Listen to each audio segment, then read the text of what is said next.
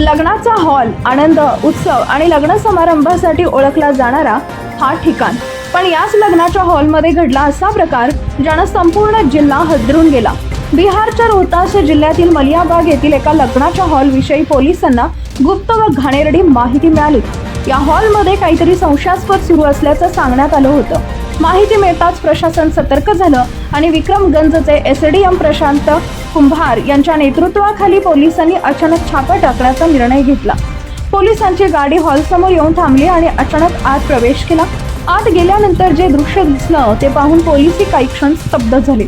लग्नासाठी वापरल्या जाणाऱ्या या हॉलमध्ये तब्बल 41 खोल्या होत्या. या प्रत्येक खोलीत संशयास्पद हालचाली सुरू होत्या. पोलिसांनी एका मागोमाग एक खोल्या उघडायला सुरुवात केली. दरवाजे उघडताच धक्कादायक वास्तव समोर येऊ लागलं. तब्बल 80 तरुण आणि तरुणी आक्षेपार्ह अवस्थेत आढळून आले.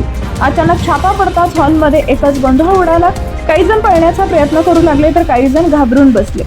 तपासात समोर आले की या ठिकाणी मोठं सेक्स रॅकेट सुरू होतं. एका खोलीसाठी एका तासाला सुमारे 800 रुपये घेतले जात होते अशी माहिती पोलिसांना मिळाली.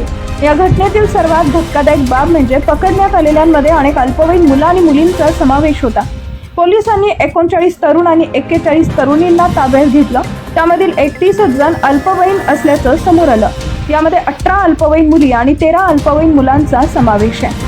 या मुलांना इथं कोण आणलं होतं, त्यांना जबरदस्तीने या कामात ढकललं गेलं होतं का, या सर्व प्रश्नांची उत्तरं शोधण्यासाठी पोलिसांनी तपास सुरू केलाय.